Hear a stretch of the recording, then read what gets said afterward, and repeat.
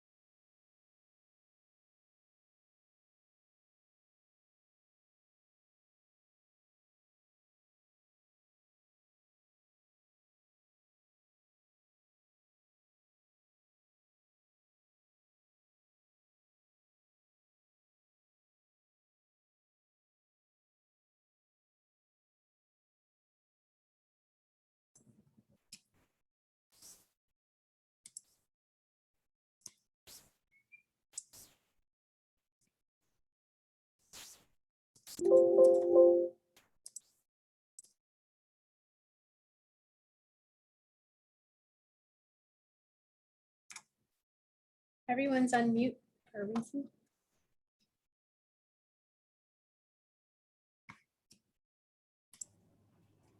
Hi, Amy. So I was just, hi, thanks for joining us. Those watching on Facebook, just know we're going to begin the panel in about 5 minutes. We have this started to share so that we can build our audience, which is already growing on Facebook. So hang tight for a minute and we will begin at noon. Sounds great. Thank you.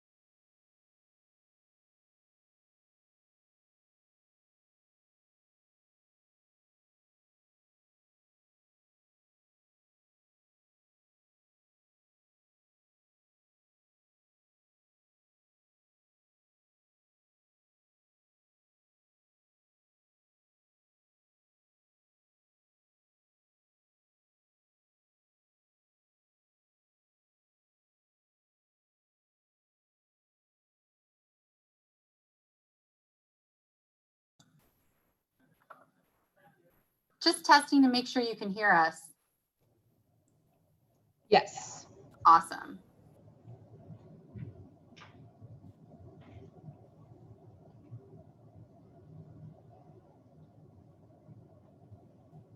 Okay.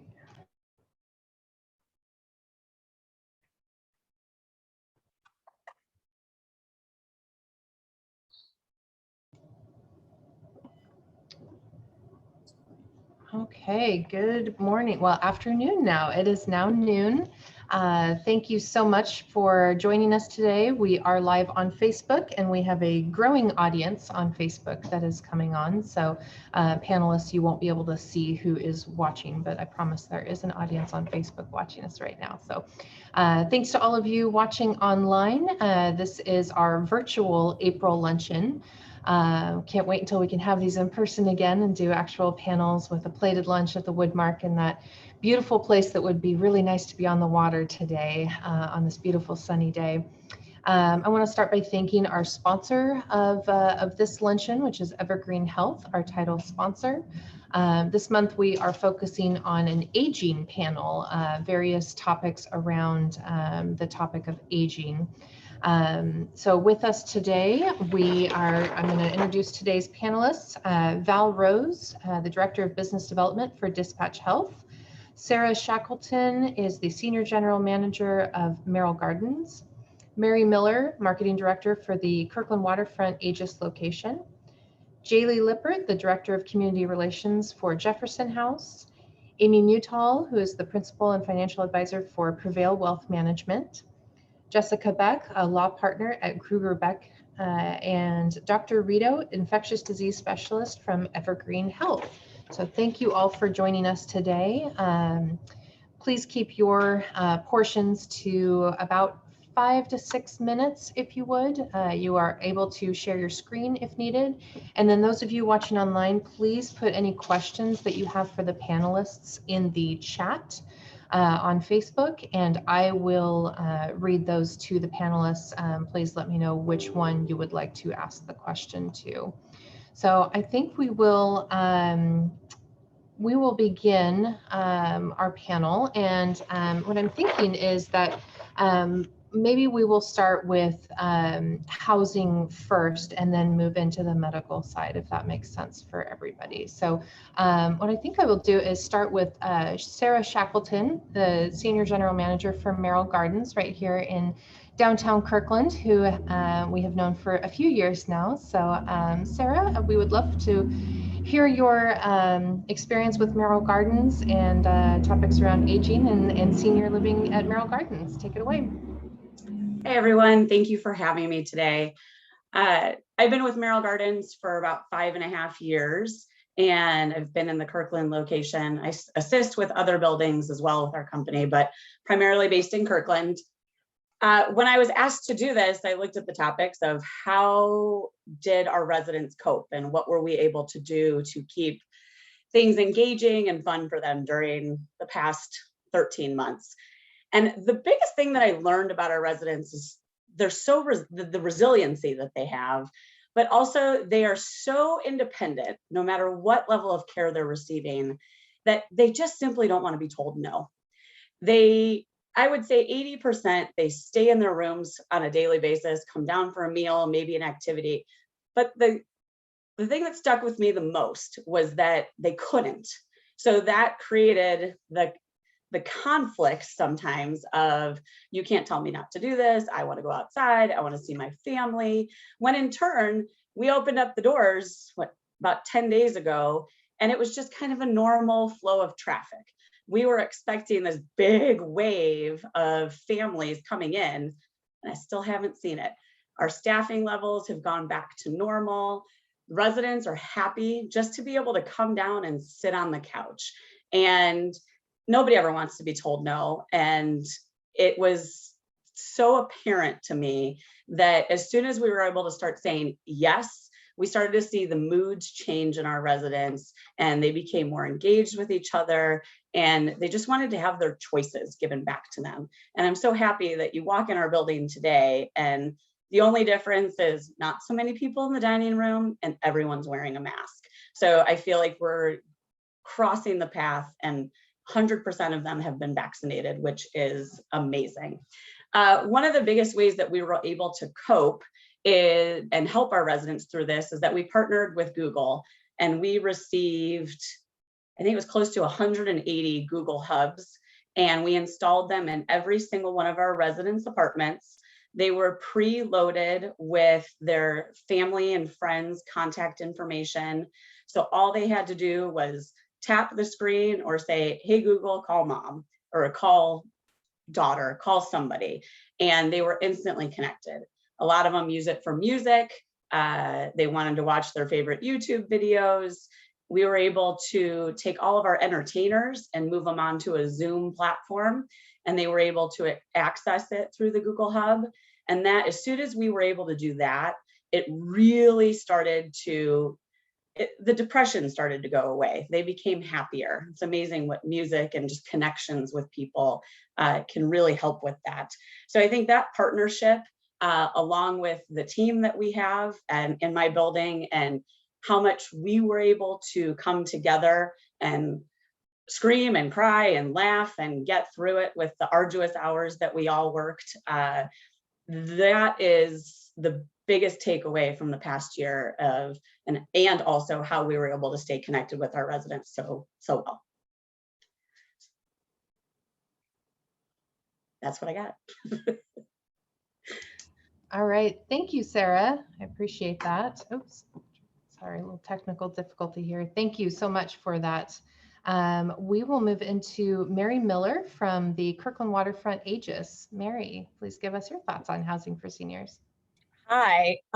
First of all, so happy to be here. I transitioned over to the waterfront property just a few weeks ago after spending the last 8 years serving in our Seattle side communities. And this is my 16th year with Aegis. So thrilled to be back in my hometown of Kirkland and be able to participate.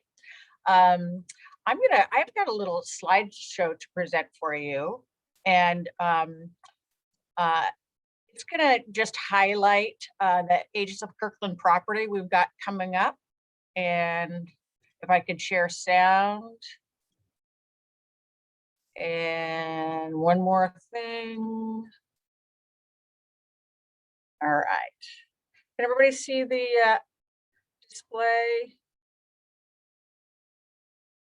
All right. This is the exterior of Kirkland Aegis, and a couple of things to highlight regarding kind of how we've grown as a company and how we design elements have changed.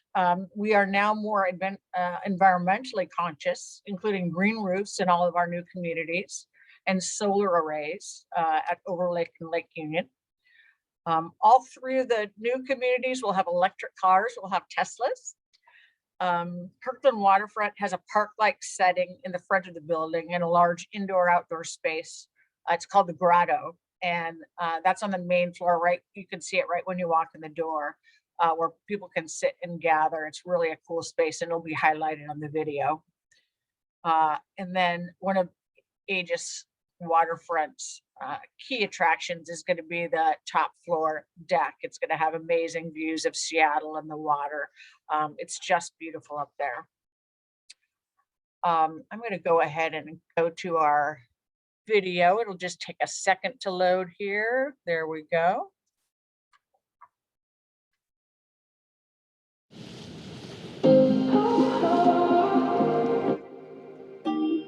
What I want people to feel when they walk into Aegis Kirkland Waterfront is this beautiful sense of community. And it was really inspired by the many trips and times that I've spent in small Italian villages. When you walk into this property, it's like you're walking into this beautiful piazza. You're happy, you're joyful. What we want you to feel is this overwhelming sense of, When the resident comes in here, they will be impressed by the amount of energy that we put in looking at every detail about architecture and making this an original experience. We developed our own little square where you can sit down and have your espresso and people watch. We're surrounded by water, by mountains.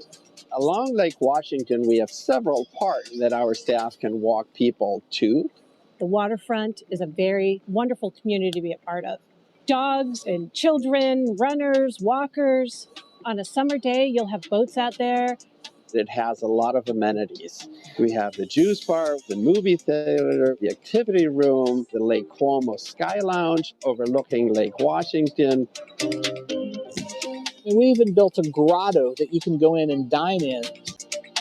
We have something for all of the senses. We'll actually have some water that will jump. Let me give you a sneak peek of some of the really great textures that you're going to see in the building. This really wonderful carpet that we have reflects that beautiful lifestyle that we have living so closely to the lake. This tumbled stone, beautiful medallion that you'll see in our lobby. Lovely wood textures to add some warmth. There'll be this little glitter of gold that sort of runs through the building in some of the beautiful tiles that we've selected. Over gilded frames, really beautiful velvets that you'll find in our community, giving it that luxe feel. One of my very favorite things is this gorgeous mosaic that we're doing. It is going to be made of glass, so it will catch and reflect the light. It speaks to me personally of the level of care. You see Venus in the middle being cared for by her maidens, and that is something that's very central to how we live in our communities. You know, it's one thing to make a pretty building, but then we have to make it functional for seniors.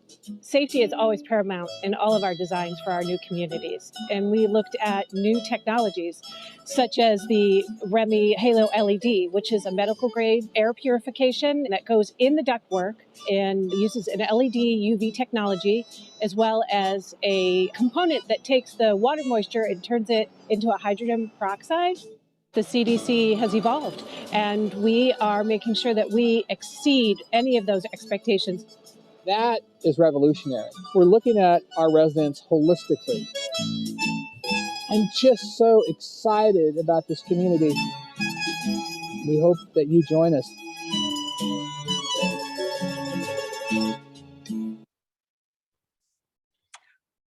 We expect to be opening Kirkland Waterfront.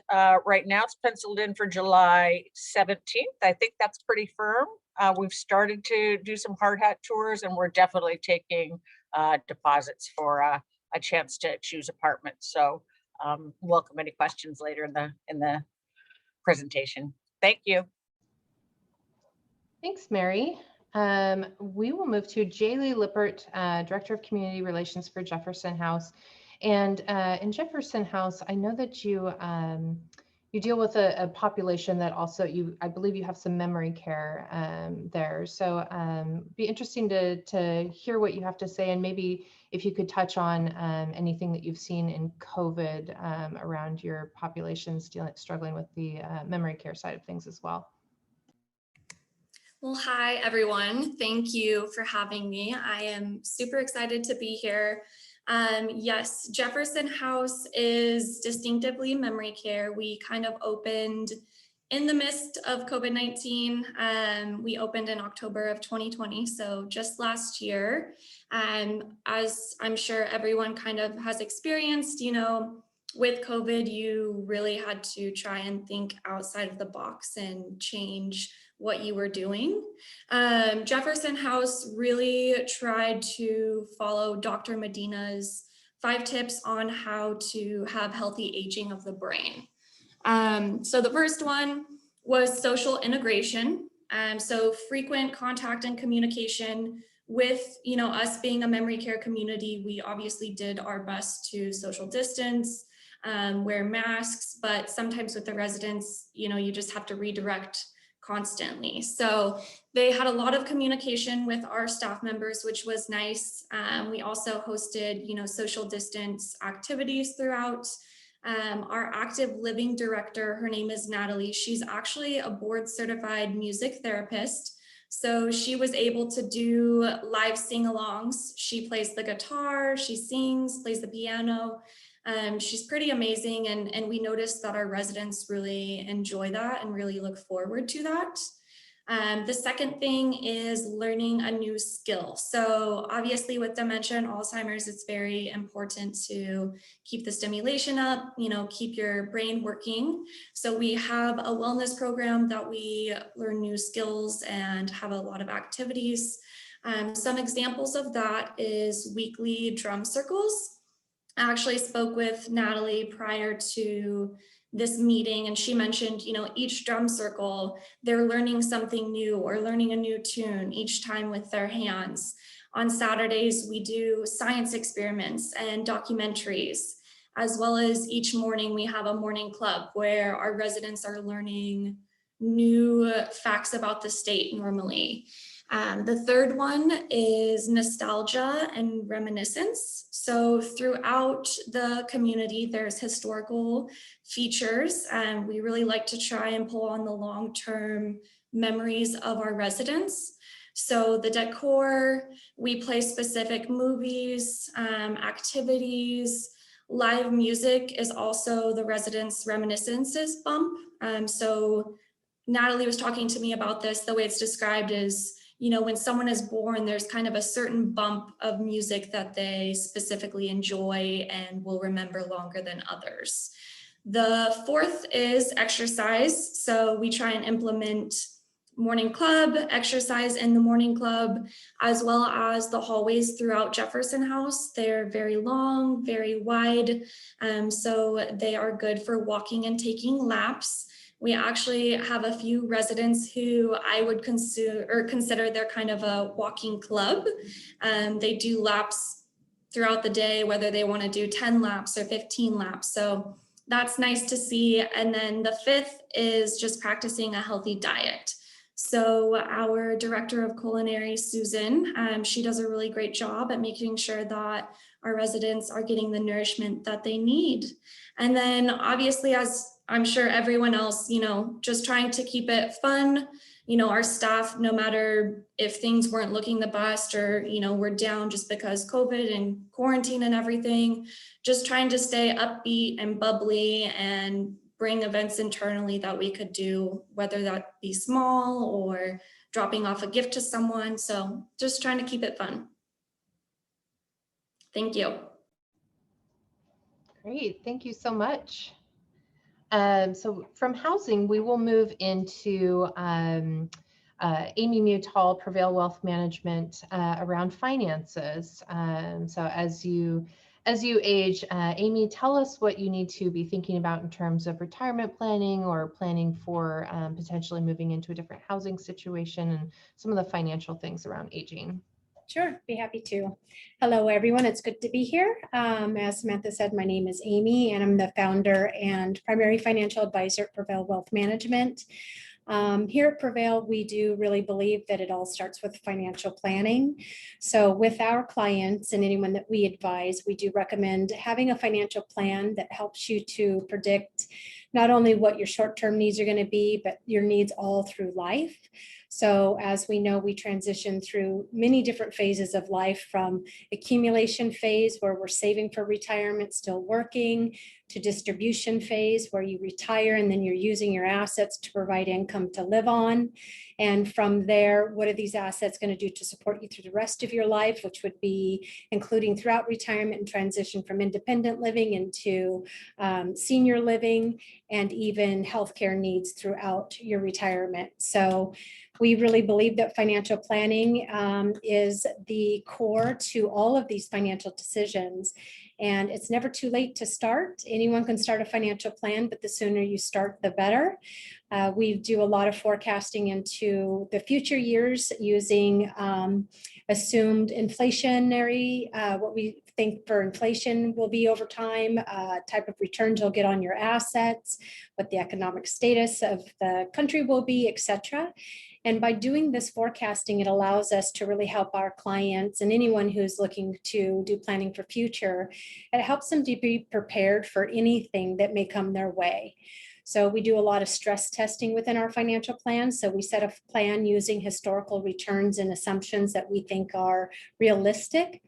And then with that foundation, we do a lot of stress testing within the plan to make sure that if some unexpected event were to happen, for an example, 08 and 09 was a period when we went through a financial crisis. We'd never seen that before, but it happened, and we now know scenarios like that can happen. Here we are in the midst of a pandemic, another example of how things happen, that we want to do some stress testing within the plan to make sure that our clients' future and their financial security will withstand whatever different obstacles might come our way. So, and then with that, I'll give you a quick little just view of what a summary of a financial plan would look like. Let's see, I'm just trying to share my screen here.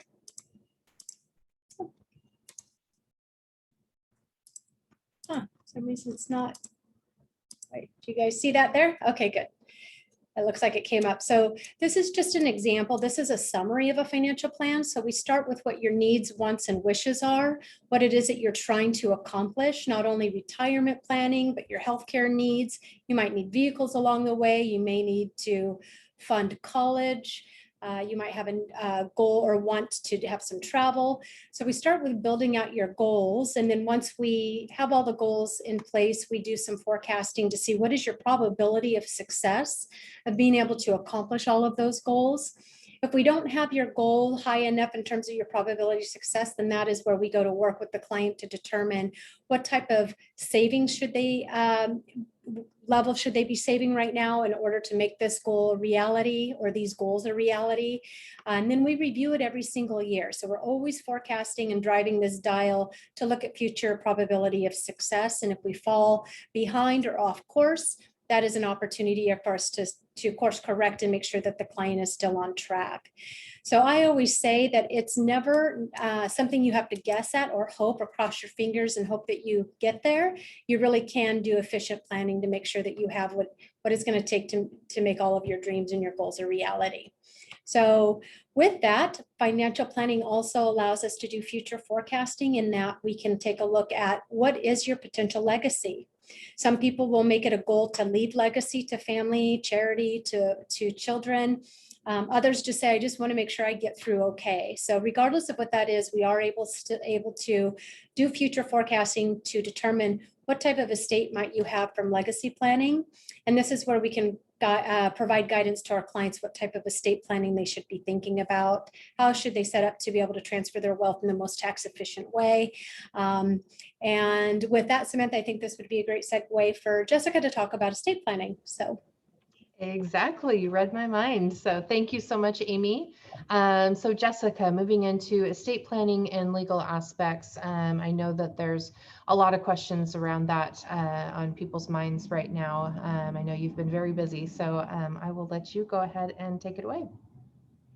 Thank you, Samantha, and thank you for everybody for joining us today for my piece on the legal aspects of aging and everything like that. It's a great piggyback on what Amy was just talking about, the need to get not only your financial ducks in a row, but also your legal ducks in a row.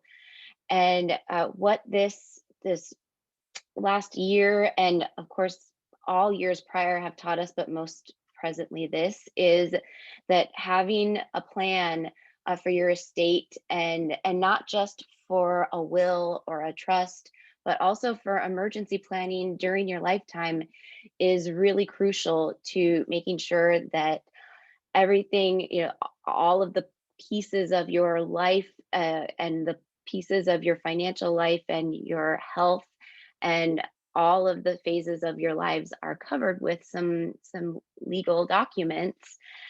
And the cornerstone of any good estate plan is not just a will, it's not just a living trust. What this past year has really taught us is that your healthcare power of attorney, your healthcare decision making, is really crucial to have put in place in advance, just in case of emergency, of course, in case of any of the crises that we face currently and possibly into the future. Having a really good healthcare power of attorney, a legal document where you appoint a financial or a healthcare decision maker, to step into your shoes in the event that you become incapacitated, that there is some kind of an emergency, is just vital to a comprehensive estate plan and to just having that piece of your life covered.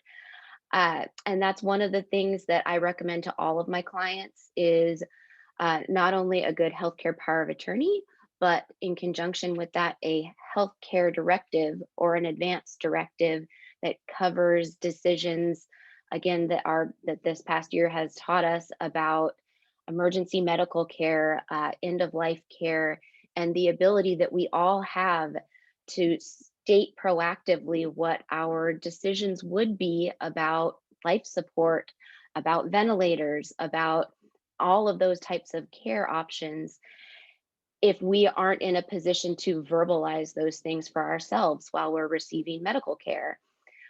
So having those two pieces, those two documents, whether they're two documents in our office, it's a single combined healthcare power of attorney and healthcare directive, is a vital piece of an estate plan.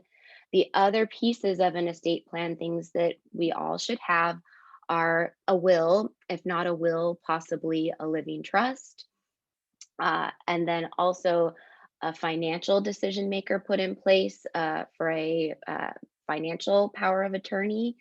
And those are kind of the 3 or 4 major documents that I prepare as part of an overall estate plan for my clients. We have some ancillary documents that are really, only effective in certain circumstances, but some things like community property agreements, because we're a community property state. We do things like estate tax planning as part of an overall estate plan. A lot of clients had no idea that their estates could be subject to the Washington state estate tax, or even possibly the federal estate tax. So having those types of things incorporated into a plan is very important. And then also things like, just as an advisor, I think of myself as one piece of a greater puzzle where I collaborate with financial advisors, insurance carriers, insurance agents, even to a certain extent collaboration with senior care, resident care when my clients go into assisted living facilities. It all works together comprehensively and is really important to just our overall, not only financial and legal health, but our health. And I think with that, I will turn it over to the end of the presentation. Thank you, Jessica. That is definitely a helpful piece in all of this. So now we will move into the more medical side of things. So we will start with Val Rose, Director of Business Development for Dispatch Health, to give us a little view into Dispatch Health. Hi, everybody, and thank you for having me as well. And so I'm Valerie Rose with the company called Dispatch Health, and we are your mobile urgent care service. And we are not a new company. We started in 2013 in Denver, Colorado. We are growing as much to our surprise. We are now in 32 markets across the United States. And we deliver high acuity level of care in the comfort of your own home. So we are technically bringing back the house call. We are covered by insurance. We take Medicare, Medicaid, and all of the managed Medicare plans. And basically how this works is if you are feeling ill and it is truly not a 911 situation, you can call Dispatch Health and you can explain your symptoms, and we can come out the same day and treat you in the comfort of your own home. So our call response time is 1 to 2 hours. We are covered by insurance. Like I said, we bill both a primary and secondary. We're open from the hours of 8 in the morning to 10 o'clock every day of the week. So much like the hospitals, we never close. And really, we are a great resource to everybody on the call today. So think about Dispatch Health in your planning and your loved one that are in communities. We are that added resource for you. So things that we would treat would be common ailments from cough, cold, and flu. upper respiratory. So obviously we were very busy, unfortunately, during the COVID season, but we were blessed to be that resource to come out when folks couldn't get out of the communities or felt that it was just too much of a risk to come out. Eye injuries, ear, nose, and throat. So really about 70 to 80% of what can be treated in an emergency room, our dispatch health providers can treat on scene. And we always send 2 people, so you're always getting a nurse practitioner and an EMT trained med tech. Both of those individuals are always connected to a medical director. So at any given time, if the situation escalates and we need to escalate to 911 or we need to have a physician involved, we do have a direct connect to the physician as well. So again, it's just really a simple phone number to look us up. We do have an app for that as well, so dispatchhealth.com. And in the chat out to everybody, I can put the local phone number to call. And we are talking about aging here today. And so really this is for everybody of all ages. We can treat from 3 months to end of life. So again, a really wide net to cast. And then we're just thrilled to be a resource for everybody. So we don't replace 911. Probably the key takeaways I always emphasize is we are not a replacement to your primary care physician. We are bringing back the house call, but everything gets funneled back up to your primary care physician. And of course, we're not a replacement to 911. So really we are just that mobile urgent care where we come to you and we pack up our cars with the necessary supplies, as I think most can see in the background. I'm actually streaming here live from our Seattle, North Lake, Seattle office. So thank you again, everybody. And I look forward to being a resource in any questions you may have. Thank you, Val. Appreciate it. Glad to have you here. So we will finish our panel with someone from our title sponsor, Evergreen Health. This is Dr. Francis Rito. Thank you so much for joining us today, infectious diseases specialist. So I know you're going to share your screen. Yes, thank you. And would love to hear your take on aging and the vaccine and COVID and all things related to this vulnerable population right now when it's so top of mind. Thank you for joining us. Here. Thank you very much for having me and providing an opportunity to address some of the questions around vaccines. Just to bring everybody up to speed as in this rapidly evolving field, a couple of just words about the vaccine types that are currently available, and then a little bit about the trials here. So there are currently 2 different types of vaccines available. One is the messenger RNA vaccine. I call this the blueprint vaccine. Essentially, it's a code that allows for the translation into a protein that ultimately becomes the spike protein to which your body will make an antibody. And there are 2 types, the Pfizer and the Moderna vaccines. They're both very similar, and they literally are just a piece of messenger RNA encapsulated in a little fatty bubble that's injected, taken up by your cell, translated into a protein, and then your immune system handles it from there. The other major type of vaccine currently available is called a viral vector vaccine. And the only one on the market right now in the United States is Johnson & Johnson vaccine. This is an adenovirus, and I call these the Trojan horse vaccines. A piece of viral DNA, in this case, is inserted into the adenovirus, which serves as a carrier to bring it into the cell. And from there, the cell takes it up, transcribes it into a piece of messenger RNA, and the messenger RNA then becomes the template for the protein. And you're back to sort of where you are with the first 2 vaccines. So some additional steps, a different methodology, if you will. These vaccines have been rolled out, these 3 now, probably over 165 million doses have been administered in the United States. It's been a really robust effort, a slow start. Most of the limitations at this point still surround vaccine availability, and that's what's keeping things from going even more rapidly. In terms of side effects, well, let me back up. These vaccines were prioritized back in December when the first 2 mRNA vaccines came out to healthcare workers initially. and then to the elderly population, particularly those in long-term care facilities, skilled nursing facilities, adult family homes, retirement homes. And this was, of course, because as we learned so dearly here in the Kirkland area, this population, congregate setting, were at high risk for transmission, and because of their age and comorbidities, were also at high risk for requiring hospitalization and unfortunately not doing well. So this was a prioritized population, and the effect has been fairly astounding. Really dramatic decrease in the number of individuals who are sick. There was a huge uptake in this population, I think much to everyone's benefit. So in terms of side effects of the vaccines, we know that elderly people tend not to have as severe side effects as younger people. And the side effects really are a manifestation of the immune response to the vaccines. Both the Moderna and Pfizer vaccines have reactions, well, they all do, but they're principally injection site reactions in about 70% of people, mostly soreness, sometimes a red arm swelling, and so forth.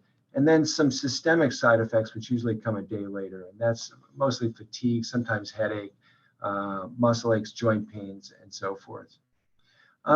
Just to segue a little bit into what has gone so well here, I think in the Seattle, King County, Washington State area, we really, I think, have acquitted ourselves fairly well. We were, of course, the first state to report a case up in Everett with the traveler that returned from Wuhan, China. Evergreen Hospital reported the first 2 cases of community transmission that ultimately linked out into the broader population. But this was just part of the early epidemiologic success. We also saw that.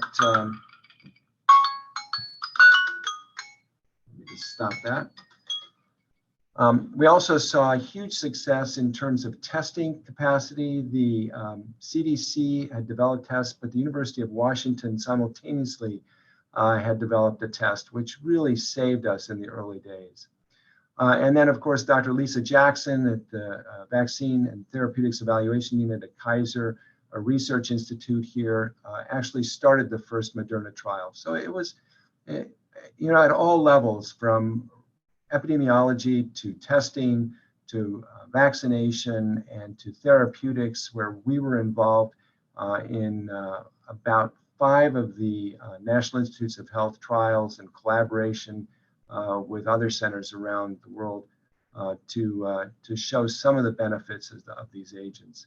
So I think it's been an amazing year, and to come from identifying a virus to having a vaccine that is so protective in less than 1 year, I think is a phenomenal accomplishment.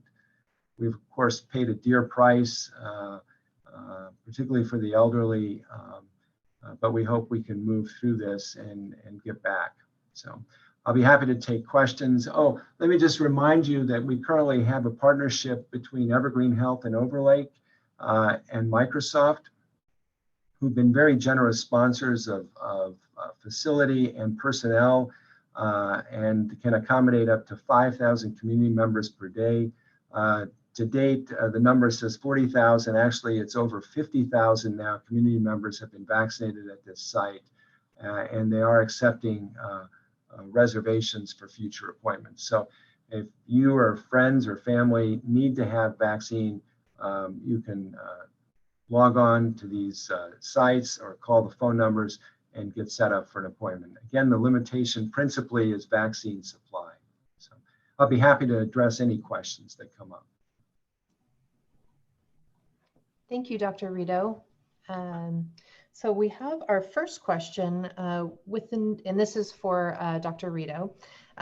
With new strains that are coming up, do you predict that the vaccines will keep the same statistical efficacy?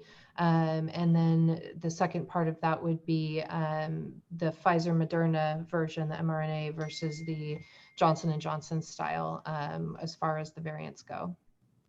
Yes, it appears that, first of all, it appears that the messenger RNA vaccines are slightly more effective than the Johnson & Johnson vector vaccine.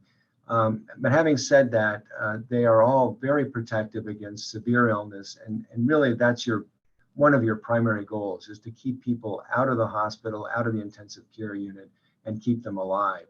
And so it matters, I think, that you have effective vaccines at that level. The variant question is very problematic. We know, for example, that the AstraZeneca vaccine does not appear to be protective against the South African variant. The other variants, the vaccines do appear to protect. And interestingly, we usually measure vaccine efficacy based on antibody levels, but it appears that there are cellular immune responses that are also protective and are preserved.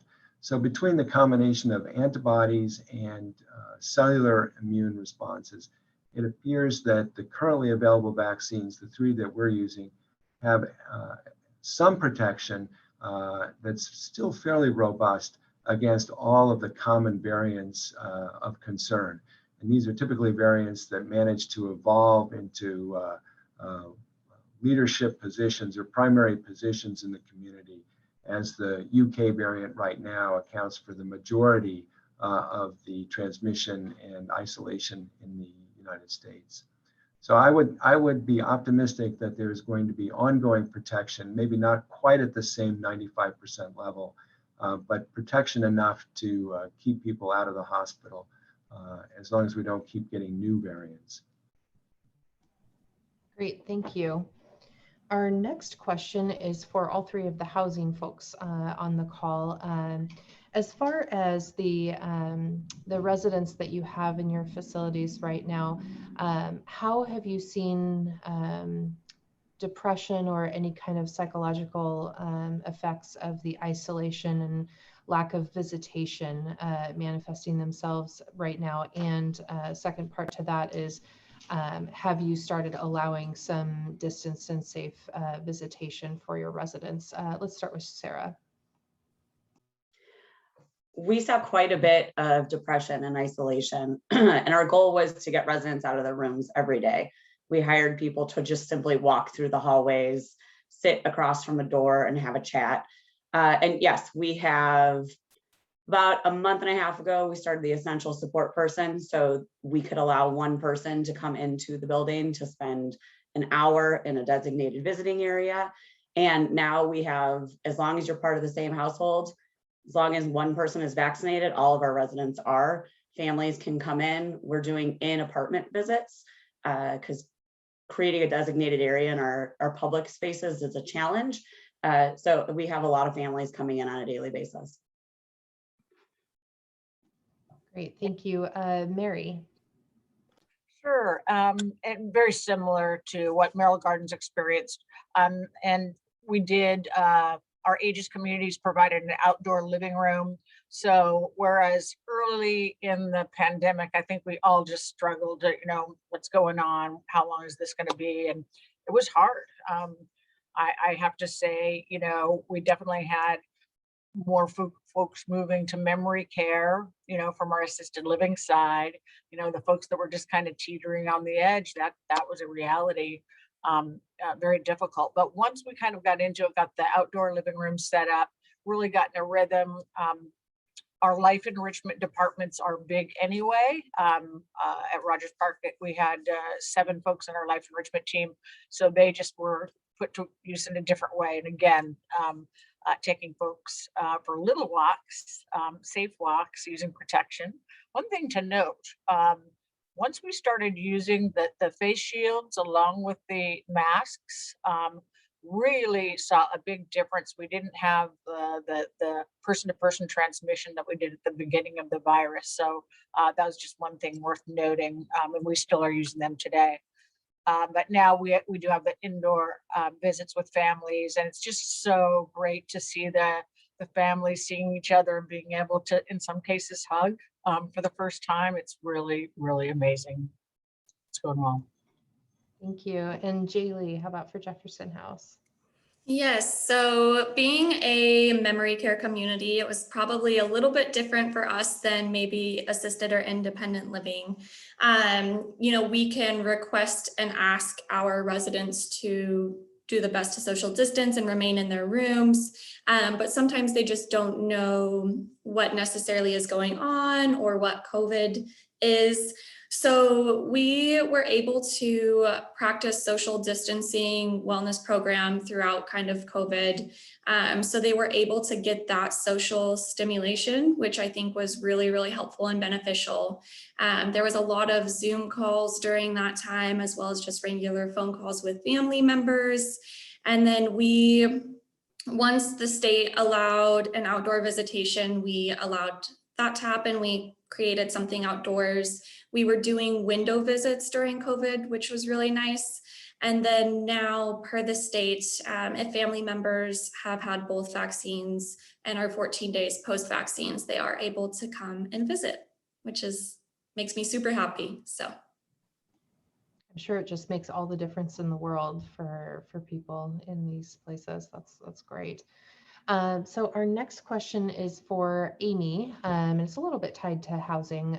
So as far as financial planning, how are you seeing the housing market affecting how people are planning for retirement? So as people are aging, and they're looking at options to move, maybe to downsize, maybe to go into assisted living, the housing market, especially on downsizing and buying, say, a condo instead of a house with stairs. How are you seeing that affecting the aging populations as our housing costs skyrocket in this area?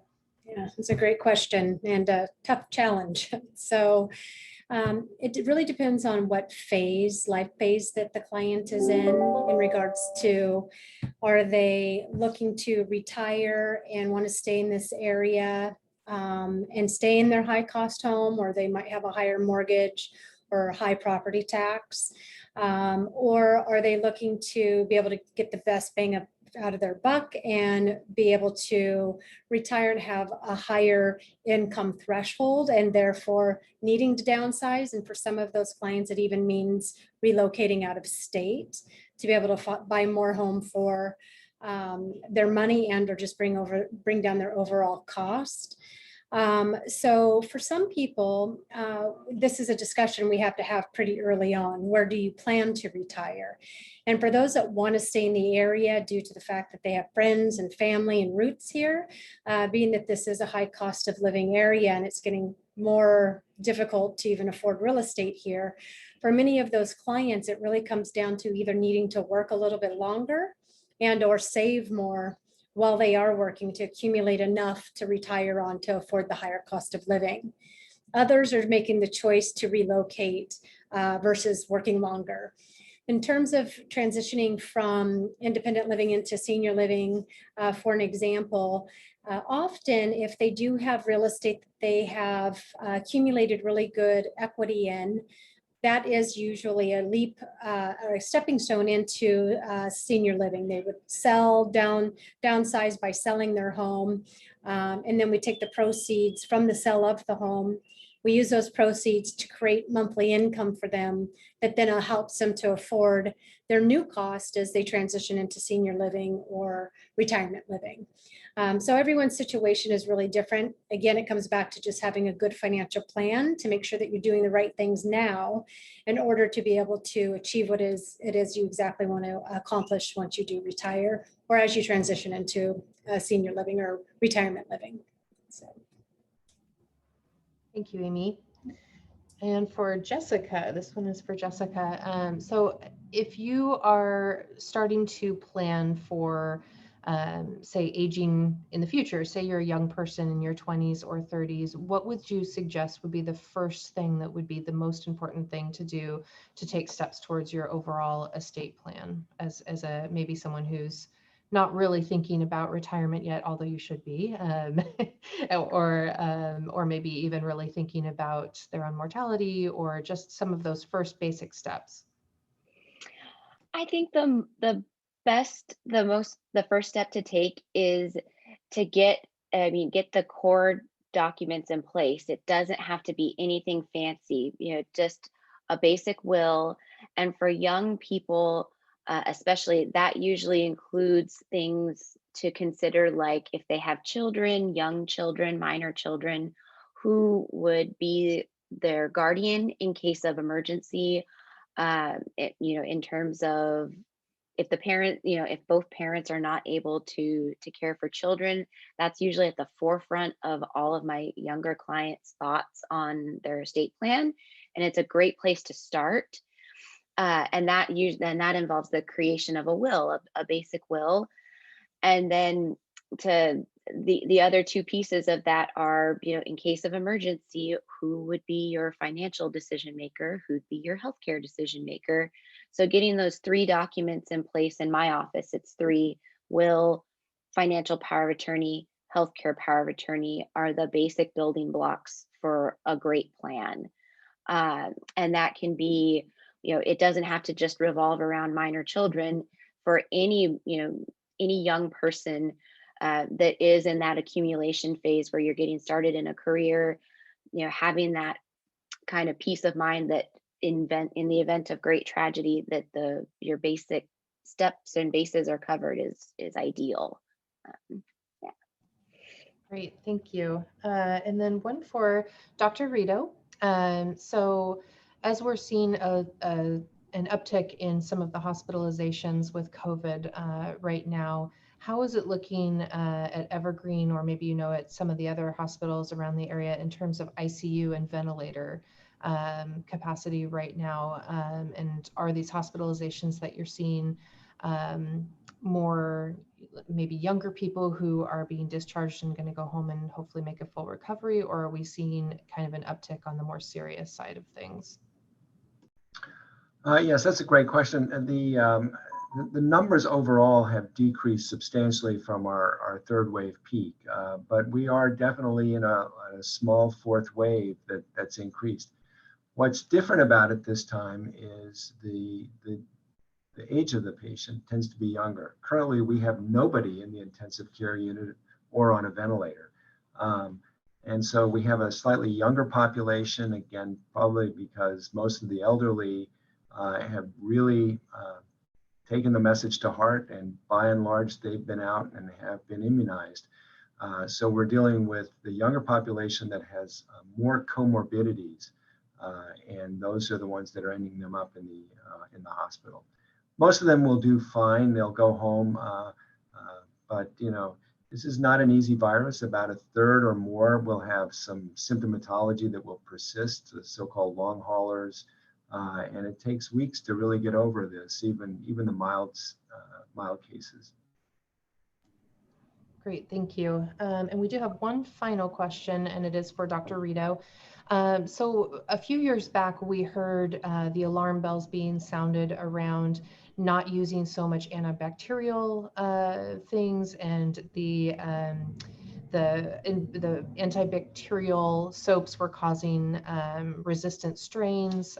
What do you think about all of this uptick in use of antibacterial sprays and cleaners and sanitizers, and how will that affect antibiotic use and potential mutations around that in the future?